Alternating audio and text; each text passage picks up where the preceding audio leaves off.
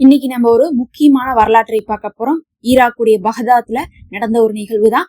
அங்க அடக்கம் செய்யப்பட்டுள்ள 2 சஹாபாக்களுடைய உடல்கள் எடுக்கப்பட்டது. அந்த நிகழ்வின் போது நடந்தது என்னன்னு சொல்லிட்டு நம்ம பார்க்கலாம். ஈராக்ல ஃபைசல் மன்னர் இருக்கும்போது அவருடைய கனவுல தொடர்ச்சியாக 3 நாள் ஒருவர் தோன்றி என்ன சொல்றாங்கன்னா, அந்த 2 சஹாபாக்களுடைய கல்லறைகளையும் நீங்க திறந்து அந்த இடத்துல இருந்து வேற இடத்துக்கு மாத்துங்க அப்படின்னு சொல்லிட்டு கனவு வந்துகிட்டே இருக்கு. ஆனா ஃபைசல் மன்னருக்கு ஒரே சந்தேகம், நம்ம எப்படி சஹாபாக்களுடைய கல்லறையை திறக்கிறது, அப்படி நம்ம திறக்க கூடாதே அப்படின்னு சொல்லிட்டு அவர் யோசிச்சுட்டே இருக்காரு. ஆனா ஏன் நமக்கு இப்படி ஒரு கனவு வருதுன்னு தெரியலையேன்னு சொல்லிட்டு யார்கிட்ட கேட்கறதுன்னு தெரியாம இருக்காரு. இந்த மாதிரி 2 நாள் வந்ததுக்கு பிறகு 3ஆவது நாள் வருது. 3ஆவது நாள் வரும்போது ஒரு ஆச்சரியமாகவும் இதுனே 3 நாள் வருதே, நம்ம செஞ்சாகணுமே அப்படிங்கக்கூடிய ஒரு கட்டத்தை அவர் நெருங்குறாரு.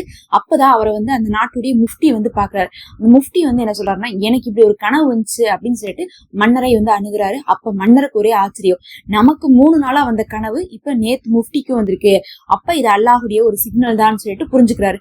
புரிஞ்சுட்டு இப்ப என்ன பண்ணலாம்னு கேட்கும்போது, அப்ப நம்ம சஹாபாக்களுடைய அந்த கல்லறையை திறந்து இடம் மாத்தலாம் அப்படின்னு சொல்லிட்டு முடிவு பண்றாங்க. அப்ப என்ன பண்றாங்கன்னா, அதற்குன்னு சொல்லிட்டு நிபுணர்களாக இருக்கக்கூடியவங்க எல்லாம் கூப்பிடுறாங்க. ஏன்னா ஆயிரக்கணக்கான வருஷத்துக்கு முன்னாடி அடக்கம் செய்யப்பட்டிருக்காங்க. அவங்களை நம்ம திறந்து மாத்துறோம் அப்படிங்கும்போது அதுக்கு தகுந்த மாதிரி நம்ம என்ன பண்ணணும், கண்ணியமாக செய்யணும். அதை பத்தி தெரிஞ்சவங்களை நம்ம கூப்பிடணும். இல்லாட்டினா மண்ணுக்கடியில அது எந்த அளவுக்கு மக்கி போயிருக்குன்னு தெரியாது, நமக்கு உடலே கிடைக்காம கூட போறதுக்கு சான்ஸ் இருக்குன்னு சொல்லிட்டு அவங்க பாக்குறாங்க. பொதுவாக ஒரு மண்ணுக்கடியில இருக்கக்கூடிய உடல் என்ன ஆகும், கண்டிப்பா மக்கி போயிரும், எலும்புகள் மட்டும்தான் இருக்கும். ஆனா அல்லாஹ் பாத்தீங்கன்னா நல்லடியார்கள், சஹாபாக்கள், நபிமார்களுடைய உடல்களை எல்லாம் மண் திங்காம பாதுகாக்கிறான். அப்படிதான் அந்த 2 சஹாபாக்களுடைய கல்லறையும் திறக்கப்பட்டு அப்படியே இடம் மாற்றப்படுது. அப்படி திறக்கப்படும் போதுதான் அங்கிருந்த ஒரு ஜெர்மன் மருத்துவரே அதிர்ந்து போனாரு. ஏன்னா அவங்க அதை மாத்துறதுக்காக நம்மளை கூப்பிட்டுருக்காங்க அப்படின்னு சொல்லிட்டு அவர் வராரு. அவங்க எதிர்பார்த்தது அங்க வெறும் எலும்பு கூடுகள் மட்டும்தான் இருக்கும்னு எதிர்பார்த்தாங்க. ஆனா மற்ற உடல்களை விடவும் அந்த உடல்கள் நல்ல நிலைமையில இருந்ததை அவருக்கான கல்லறையை திறந்து பார்த்தா அவர்களுக்கு ஆச்சரியம்.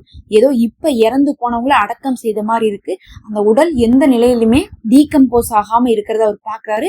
பார்த்துட்டு அந்த ஜெர்மன் மருத்துவரே என்ன பண்றாரு, இஸ்லாத்தை தழுவுறாரு. அதுக்கு பிறகு அந்த இடத்துல இருந்த அந்த 2 உடல்களும் மன்னர் குடும்பம் புதைக்கப்படக்கூடிய இடத்துல மாத்தப்படுது.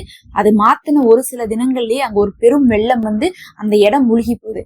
அதனாலதான் அந்த இடம் முழுக கூடாது, வெள்ளத்துல அவங்களுடைய கபூர் இருக்கக்கூடாது அப்படிங்கிறதுக்காகத்தான் அந்த கனவு வந்திருக்குது அப்படிங்கறதே அதுக்கு பிறகு ஊர் மக்கள் எல்லாமே புரிந்து கொள்றாங்க.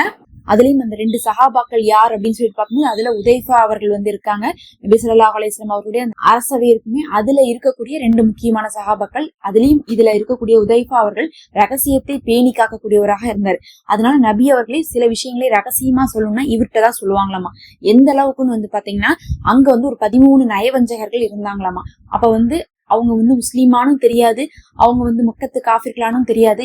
இவங்க பொய் சொல்லிட்டு கூட முஸ்லீம்னு சொல்லிட்டு முஸ்லீம்களுக்கு எதிரான காரியம் எல்லாம் செய்ய ஆரம்பிச்சிருவாங்க. அப்ப என்ன பண்ணுவாங்கன்னா, அவங்க மேல இருக்கக்கூடிய சந்தேகத்தால இவர்கிட்டதான் சொல்லி வைப்பாங்களாமா.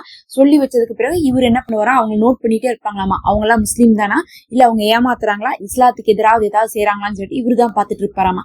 ஒரு கட்டத்துல நபி அவர்கள் மௌத்தானதுக்கு பிறகு கூட உமர் ரலியல்லாஹு அன்ஹு அவர்களும் அதுக்கப்புறம் உஸ்மான் ரலியல்லாஹு அன்ஹு அவர்களும் என்ன பண்ணுவாங்கன்னா, இவர்களை பார்ப்பாங்களாமா. ஒருத்தவங்களுடைய மௌத் நடந்திருக்குது, ஜனாசாக்கு தொழுக வைக்க போறாங்கன்னா இவர்கள் அந்த இடத்துல இருந்தாங்கன்னா அவங்க முஃமின்கள், அவங்களுக்கு நம்ம தொழுக வைக்கலாம். இவர்கள் அந்த இடத்துல இல்லாட்டினா அவர்கள் நயவஞ்சகர்கள்னு சொல்லிட்டு புரிஞ்சுப்பாங்கம்மா. அந்த அளவுக்கு இவர்கள் முக்கியமான அரசவை மந்திரிகளாக இவர்கள் இருந்திருந்திருக்காங்க. அவர்களை கண்ணியம் விளங்குற மாதிரிதான் அந்த இடம் மூழ்க கூடாதுங்கிறதுக்காக அவர்கள் இடம் பெயர்க்கப்பட்டாங்க. அல்லாஹ் நபிமார்கள் மீதும் இன்னும் சஹாபாக்கள் மீதும் இன்னும் சாலிஹீன்கள் சுகதாக்கள் மீதும் அவனுடைய சாந்தியும் ரஹ்மத்தும் அருள்வானாக. ஆமீன் யா ரப்பல் ஆலமீன்.